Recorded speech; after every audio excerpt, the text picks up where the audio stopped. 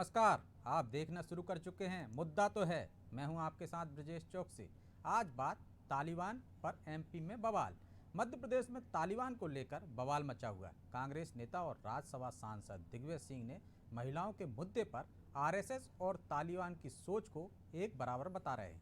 साथ ही मोदी सरकार से तालिबान को लेकर उनका स्टैंड पूछ रहे हैं। लेकिन क्या तालिबान और आरएसएस की सोच एक है? क्या आरएसएस भी कामकाजी महिलाओं के खिलाफ है? अगर नहीं तो फिर दिग्विजय सिंह के इस बयान के क्या मायने हैं? तालिबान एमपी में बवाल पर चर्चा शुरू करें उससे पहले देखिए ये रिपोर्ट।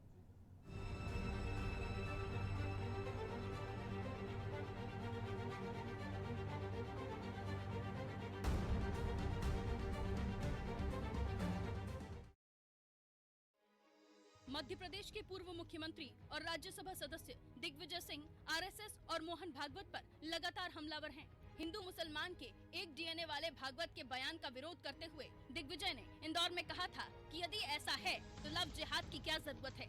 और अब एक बार फिर दिग्गी ने राष्ट्रीय स्वयंसेवक संघ प्रमुख मोहन भागवत पर तंज कसा है। दिग्विजय सिंह ने कहा कि महिलाओं के मामले में तालिबान और आरएसएस की सोच एक जैसी है। उन्होंने भागवत के एक पुराने बयान को तालिबान में महिलाओं की स्थिति से जोड़ते हुए सोशल मीडिया पर सवाल किया। दिग्विजय ने दोनों बयानों को एक जैसा बताते हुए कहा कि क्या तालिबान और आरएसएस के विचार एक जैसे हैं। पूर्व मुख्यमंत्री ने मोदी सरकार से अफगानिस्तान की तालिबान सरकार को लेकर अपना रुख स्पष्ट करने की मांग की है। वहीं कांग्रेस के नेता भी दिग्विजय सिंह के बयान का समर्थन करते नजर आ रहे हैं। दिग्विजय सिंह जी का जो ट्वीट है वो बिल्कुल उन्होंने ठीक कहा है कि यदि बात करें तो तालिबान में जिस प्रकार कहा जा रहा है कि महिलाओं को मंत्री नहीं बनाया जाएगा, महिलाएं तो सिर्फ बच्चे पैदा करने के लिए होती है। हमने कई भाजपा और आरएसएस नेताओं के बयान देखे हैं जो महिलाओं को कम कपड़े पे सलाह देते हैं, जो महिलाओं को घर गृहस्थी चलाने की सलाह देते हैं। दिग्विजय सिंह जी ने तो प्रमाण से ट्वीट किया है। उन्होंने तो उन नेताओं के नाम लिखे हैं जिन्होंने बयान दिया है। तो निश्चित तौर पर भाजपा को जवाब देना चाहिए कि दिग्विजय सिंह जी ने क्या गलत कहा है। और यदि बात करें तो दिग्विजय सिंह जी ने ये इस ट्वीट के माध्यम से यह भी सवाल उठाए हैं कि जिस प्रकार से तालिबान में जो आतंकी संगठन के लोग हैं, जो घोषित आतंकवादी हैं, वो मंत्रिमंडल के सदस्य हैं, तो ऐसे में भारत उनको मान्यता देगा और वहां की सरकार को। दिग्विजय सिंह जी ने ठीक सवाल उठाया, इसमें भाजपा को जवाब देना चाहिए। दिग्विजय सिंह जी के ट्वीट में कुछ भी गलत नहीं, उन्होंने तार्किक ढंग से अपनी बात कही। अब भाजपा तो बौखलाने का काम करेगी जब भी दिग्विजय सिंह जी कुछ कहते हैं, इसलिए वो सवाल उठाना चालू कर देती। दिग्विजय के ट्वीट के बाद प्रदेश का सियासी पारा चढ़ गया है। मध्य प्रदेश के गृह मंत्री नरोत्तम मिश्रा ने कहा कि दिग्विजय सिंह हमेशा संघ पर प्रतिबंध लगाने की बात करते हैं क्योंकि ये हिंदूवादी संगठन है। वो रोहिंग्याओं पर प्रतिबंध लगाने की बात क्यों नहीं करते? वो आईएसआई की आलोचना क्यों नहीं करते? इससे दिग्विजय की सोच प्रदर्शित होती है। आपने कभी दिग्विजय सिंह को आईएसआई की आलोचना करते देखा है? आपने कभी ओबामा की आलोचना करते हुए आपने किसी आतंकवादी की आलोचना करते देखा है? दिग्विजय सिंह जब आलोचना करेंगे संघ की ही करेंगे। वो जब चाहेंगे तो संघ पे प्रतिबंध की बात करेंगे। हिंदूवादी संगठन है वो। और दिग्विजय सिंह ने इसलिए कभी रोहिंग्याओं पर प्रतिबंध लगाने की सुना आपने कि दिग्विजय सिंह ने कहा? नहीं सुना होगा। इससे दिग्विजय सिंह की सोच प्रदर्शित होती है कि किस तरह का विभाजनकारी सोच दिग्विजय। दरअसल तालिबान सरकार में एक भी महिला को मंत्री नहीं बनाया गया है। तालिबान ने कहा है कि महिलाएं मंत्री बनने के योग्य नहीं होती। तालिबान के इस बयान के बाद दिग्गी ने भागवत का पुराना बयान निकालकर आरएसएस पर सवाल खड़े कर दिए। बहरहाल देखना होगा कि मामले में और कितनी सियासत होती है और संघ का क्या स्टैंड सामने आता है। ब्यूरो रिपोर्ट, अनादि टीवी।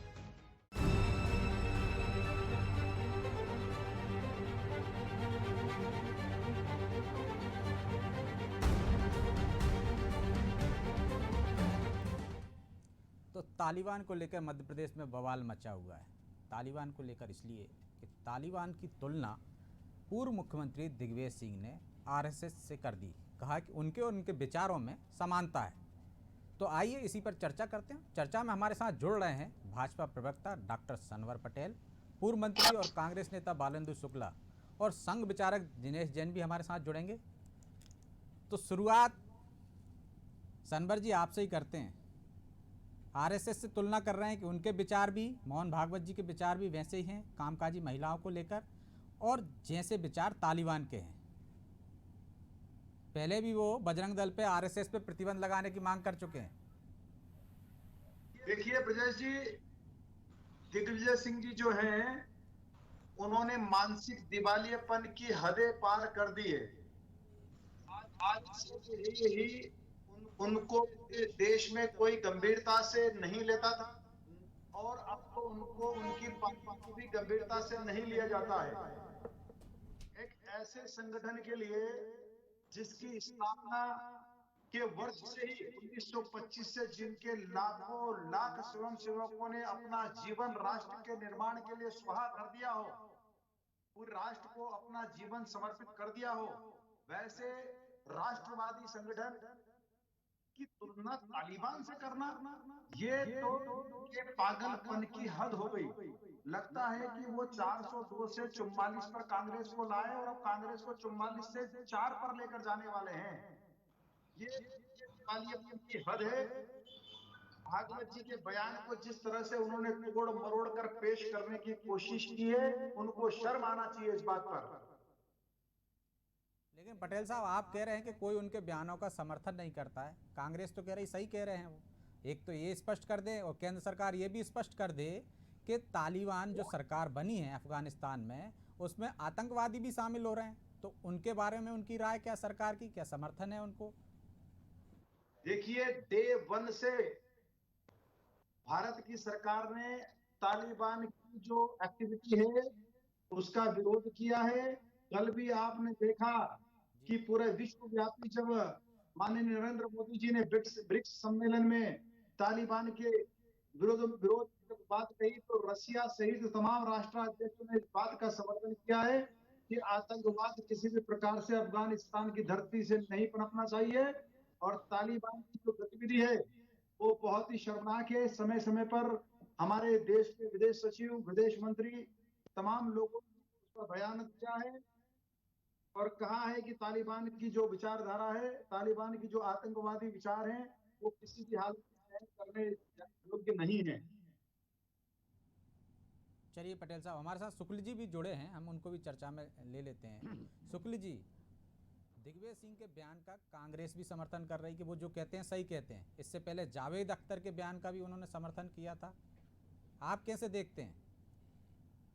देखिए, अभी जो तालिबान अफगानिस्तान में तालिबान ने जो कुछ किया कराया और अभी तक जो तालिबान करती चली आ रही है, स्पष्ट तौर पर यह है कि एक आतंकवादी संगठन है, और इस आतंकवादी संगठन ने अफगानिस्तान की सरकार को फौज के आधार पर, अपने दम के आधार पर वहाँ की सरकार को हटा दिया। और तालिबानी जो लोग भी हैं जो आज सत्ता में काबिज होने का प्रयास कर रहे हैं, हालांकि उनके आपस के झगड़े चल रहे हैं अलग बात है, लेकिन सत्ता में आने के बाद में आज के युग में जो उनके तौर तरीके काम करने के हैं वो एक तरफा है, महिलाओं के खिलाफ है, जो भी उनके खिलाफ है उनके दुश्मन स्वरूप मानते हैं। अभी हमारे साथी ने कहा, बीजेपी के हमारे साथी ने कहा कि अपनी स्थापना के बाद राष्ट्रवाद की बात करते थे। 1925 में आरएसएस का जन्म हुआ, लेकिन आरएसएस के जन्म के बाद 1947 तक, जब तक कि हमारी सरकार भारत आज़ाद नहीं हुआ, तो क्या आरएसएस ने कुछ भी काम किया इस देश को स्वतंत्र करने के लिए? क्या एक भी आदमी स्वतंत्रता संग्राम सेनानी आरएसएस के अंदर है क्या? एक भी व्यक्ति नहीं है।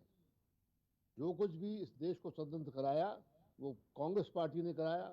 उन्हीं के नेता जेल में गए, वहीं पिटे, वहीं मार खाई, और उनके इसके बाद हमको देश को आज़ादी मिली। देश को आज़ादी मिलने के बाद मतलब ये तो नहीं है ना कि आरएसएस और तालिबान एक जैसे विचार वाले हैं? एक जैसे विचार वाले हैं क्या? वही बता रहा हूँ मैं। क्या हुआ इसके बाद? आरएसएस ने ये किया कि हिंदुस्तान को अलग करने के लिए हिंदू और मुसलमानों के बीच में झगड़ा कराया। आज हर कोई जानता है कि आज आरएसएस या बीजेपी मुसलमानों को स्वीकार नहीं करती है, दिखावा करती है, बनावट करती है। आप जानते उत्तर प्रदेश की में जब 403 विधायकों की चुनाव हुए, एक भी मुसलमान को टिकट नहीं दिया। क्या संकेत देता है? अरे 403 में 2-4 को दे देते भाई, नहीं दिया। इसका मतलब ये है कि वो हिंदुस्तान में ये दिखाना चाहती है कि हिंदुओं को और मुसलमानों को अलग करो। मुसलमानों की संख्या कम है, हिंदुओं की संख्या ज्यादा है, तो इनको विभाजित करके राज करो। इसमें वो सफल भी रहे। हमारे कांग्रेस पार्टी क्या चाहती है कि सबको बराबर से देखेंगे, हिंदू हो, मुसलमान हो, सिख हो, ईसाई हो, कोई भी हो, सबको बराबरी से देखेंगे। और जो अल्पसंख्यक है उनको तवज्जो थोड़ी ज्यादा दी जाएगी। तालिबान क्या कर रहा है वहां पे? तालिबान वही काम कर रहा है जो आरएस का छुपा हुआ अस्त्र है। ये थोड़ा समझदारी से काम कर रहे हैं, वहां पर वो खुलेआम कर रहे हैं, लेकिन दोनों की दिल दिमाग एक सा है, काम करने का तरीका एक सा है, राजनीति करने का तरीका एक सा है। तो दिग्विजय सिंह जी ने जो कहा है उसको उन्होंने खोल के कह दिया उन्होंने। तो बात एक खुली है, एक छुपी है, लेकिन दोनों के बीच में मकसद एक ही है, तरीका एक ही है। और इसलिए जो दिग्विजय सिंह जी ने कहा बहुत ठीक कहा, और ये आरएसएस को और भारतीय जनता पार्टी को समझ लेना चाहिए कि इस देश की जनता को बहुत समय तक मूर्ख नहीं बना सकती है। दिग्विजय सिंह के प्रति हमारे भाई साहब ने जो पागलपन आगल की बात की, इनको भी अपने संयत शब्दों में बात करना चाहिए। मैं हमारे देश के प्रधानमंत्री जी के बारे में कोई असंयत बात नहीं कहना चाहता हूँ, लेकिन किसी एक बड़े नेता को, जो कांग्रेस पार्टी का महासचिव है, 2 बार मुख्यमंत्री रह चुका है, प्रदेश का अध्यक्ष रह चुका है, आज भी राज्यसभा का सदस्य है, उसके बारे में ऐसी बातें कहना एक छोटे मुंह बड़ी बात होती है। तो मैं समझता हूँ कि इनको, हमारे साथियों को समझ के बात करना चाहिए। और जैसा मैंने बताया कि आरएसएस छुप के काम कर रही है, तालिबान खुल के काम कर रही है। पटेल साहब दोनों जवाब के देना बीच चाह रहे हैं शुक्ल जी आप। बट शुक्ल बहुत जी ही कह रहे वरिष्ठ हैं कि नेता हैं। आरएसएस और तालिबान दोनों के एजेंडे एक से ही हैं, बस एक करने का तरीका अलग है। जो ही जावेद अख्तर की बात को आगे बढ़ा रहे हैं एक तरह से। देखिए, बहुत ही वरिष्ठ नेता है बालेंद्र शुक्ल जी, व्यक्तिगत नाते में उनका बड़ा सम्मान करता हूं, लेकिन मैं उनकी बात का जवाब देना चाहता हूं कि जहां तक उन्होंने कहा है कि अल्पसंख्यक भाइयों में मुस्लिम भाइयों को उत्तर प्रदेश में 403 सीटों में से कोई टिकट नहीं दिया। भारतीय जनता पार्टी जाति के आधार पर टिकट नहीं देती है, भारतीय जनता पार्टी योग्यता के आधार पर टिकट देती है। और योग्य व्यक्ति जब एपीजे अब्दुल कलाम सामने हो तो देश के राष्ट्रपति बनाने का काम भी भारतीय जनता पार्टी एक मुस्लिम भाई को, अल्पसंख्यक भाई को करने का काम करती है। वो मिसाइल मैन जो भारत रत्न बने, वो भारत के राष्ट्रपति बने एपीजे अब्दुल कलाम साहब। दूसरा, उन्होंने कहा कि राष्ट्रीय स्वयंसेवक संघ से कौन स्वतंत्रता सेनानी रहे, हजारों हजार स्वतंत्रता सेनानी रहे, लेकिन कांग्रेस की तरह उन्होंने प्रचार प्रसार नहीं किया, कांग्रेसी नेताओं की तरह पेट्रोल पंप नहीं लिए, गैस एजेंसियां नहीं ली। वो देश के लिए समर्पण का उनका भाव था और देश को समर्पित भाव से उन्होंने देश की आजादी के लिए लड़ाई लड़ी है। वो उन्होंने कहा कि मुझे संयमित भाषा का उपयोग करना चाहिए। निश्चित रूप से आप हमारे वरिष्ठ हैं, लेकिन जिस प्रकार की भाषा का दिग्विजय सिंह जी ने उपयोग किया है वो शर्मनाक भाषा है। तालिबान और संघ की तुलना करना एक जमीन और आसमान का फर्क है। तालिबान के बारे में आपने भी देखा है और हम भी रोज देख रहे हैं किस प्रकार से उनके अत्याचार होते हैं, किस प्रकार से वो अमेरिकी विमानों पर आज झूला झूलते हुए दिखे, किस प्रकार से उन्होंने बहनों को स्पोर्ट्स में मनाही कर दी। आज ऑस्ट्रेलिया की टीम ने कहा है हम अफगानिस्तान के पुरुषों को के साथ क्रिकेट नहीं खेलेंगे अगर वो महिलाओं को नहीं खेलने देंगे। महिलाओं को उन्होंने पढ़ाई पर पाबंदी लगा दी, उन्होंने पर्दे लगा दिए। भारतवर्ष में जो भारतीय जनता पार्टी की सरकार है, हम मातृ संस्था संघ को कहते हैं, हमारे वहां आज भी सर्वाधिक मंत्री, पिछले 20 सालों में सर्वाधिक महिला मंत्री आज भी भारत सरकार में विराजमान है। हर प्रकार से बराबरी का, जो मध्य प्रदेश की बात करें तो नगरीय निकायों में, पंचायतों में 50% आरक्षण हमने मध्य प्रदेश की भारतीय जनता पार्टी की सरकार ने बहनों और माताओं को दिया है। नौकरियों में 33% आरक्षण पुलिस की नौकरी में, वन विभाग की नौकरी में महिलाओं और बहनों को दिया है। आप कैसी बात करते हैं साहब? आप तो बड़े वरिष्ठ नेता हैं। आप दिग्विजय सिंह जी को बताइए ये बात कि वो अपनी भाषा में संतुलन रखे।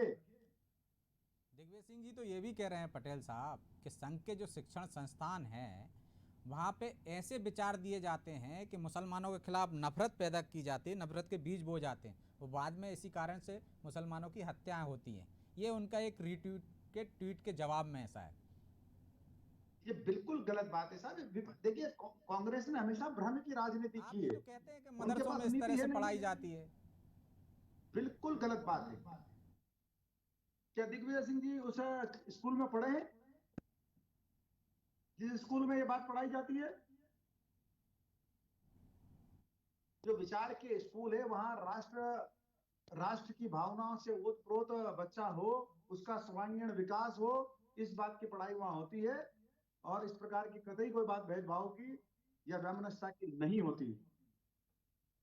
शुक्ल जी, अभी क्या आपको लगता है अभी कि दिग्विजय सिंह के बयान कई बार आप लोगों को भी लिए नुकसानदायक हो जाते हैं आपकी पार्टी के लिए, या वाकई में जानबूझकर कहा जाता है ताकि संघ को और भाजपा को कटघरे में खड़ा किया जा सके कि वो एक वर्ग से वैसा करती है?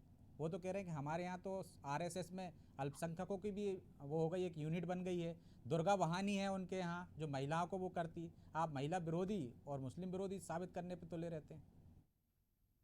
अभी होता क्या है, जो मैंने प्रारंभ में कहा था, इस बारे में भारतीय जनता पार्टी और आरएसएस अक्लमंद है, होशियार है। और जैसा मैंने पहले कहा वही बात मैं फिर कह रहा हूँ कि तालिबान खुल के कुछ कर रहा है, आरएसएस छुपे छुपे करता है, और बीजेपी राजनीतिक नुकसान न हो लेकिन भावना वही है। तो उन्होंने जो संकल्प बता दिया, आधे महिलाओं को आरक्षण दिया गया, फला किया, ढिका गया, ये बात सही है कि जो तालिबान कर रहा है वैसा आरएसएस या बीजेपी नहीं कर रही है। मानसिकता एक सी है, तात्पर्य एक ही है, डिवाइड एंड रूल, जो अंग्रेजों ने हिंदुस्तान में चलाया था कि हिंदू और मुसलमानों को अलग करो। अलग करने के तौर तरीके अलग है। तालिबान किसी एक तरीके से कर रहा है और आरएसएस और बीजेपी दूसरे तरीके से कर रही है, क्योंकि एक राजनीतिक दल है। वो ये नहीं कह सकती कि तालिबान ने कह दिया कि महिलाओं को फला करिए, ढिका करो, लेकिन मानसिकता वही है। वो क्या रहा है, मूल रूप से वो इस देश को मुसलमान और हिंदुओं को बीच विभाजित करना चाहते हैं। हिंदू 85% है, मुसलमान 15% है। तो 15% को अलग कर दो, जिसमें हिंदुओं के आधार पे उनको सरकार बना सके। लेकिन कसम खाने के लिए, कसम खाने के लिए, दिखाने के लिए महिलाओं की भी बात कर रही है। आपने आरक्षण कर दिया, लेकिन हिंदू मुसलमान को अलग कर रहे हो। लेकिन मैं वो ये भी इसीलिए तो कह कह रहा रहे हूं हैं कि अब तो कि डीएनए ये कह रहे हैं सबका एक ही कि है। इस आध ये कह रहे हैं कि किसी आधार पर टिकट दिया जाता है। अभी हमारे यहाँ ज्योतिरादित्य सिंधिया, ये तो कांग्रेस पार्टी में थे, आपने उनको अपनी पार्टी में दे लिया, किस आधार पर ले लिया?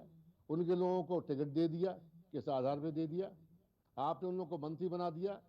बीजेपी के वरिष्ठ नेताओं का गला काट कर आपने उनको मंत्री और विधायक बना दिया। आपने किस आधार पर बना दिया? आज की तारीख में ग्वालियर चंबल संभाग में हमारे बेचारे नरेंद्र सिंह तोमर केंद्र के 10 साल से मंत्री रहते हुए भी उनकी पूछताछ हो नहीं रही है। हमारे 8 जिले, 6 जिले शुक्ल जी, सिंधिया जी को हमारे दे साथ दिए। संघ किस विचारक आधार दिनेश पर दे दिया आपने? जैन जी भी जुड़ गए हैं, हम उनको भी चर्चा में शामिल कर लेते हैं। जैन साहब, आपके मैं जुड़ने कहना से चाहता पहले हूं बात हो रही थी कि आप कि दिग्विजय सिंह ने कहा है कि आरएसएस के और तालिबान के विचार एक जैसे हैं महिलाओं को लेकर। क्या महिलाओं को लेकर आरएसएस भी वैसी है जैसे तालिबान है? देखिए, आरएसएस जो है वो भारतीय संस्कृति और भारतीय परंपराओं के अनुसार चलती है। हमारा बेसिक जो मूल सिद्धांत है वो भारतीय संस्कृति को फॉलो करना है। अब भारतीय संस्कृति में महिलाओं को देवी जैसा सम्मान दिया गया है। हमारी संस्कृति में अगर आप देखेंगे इतिहास को उठाकर तो हजारों ऐसे उदाहरण मिलेंगे जब महिलाओं ने आगे बढ़ चढ़कर हर एक कार्य में हिस्सा लिया है।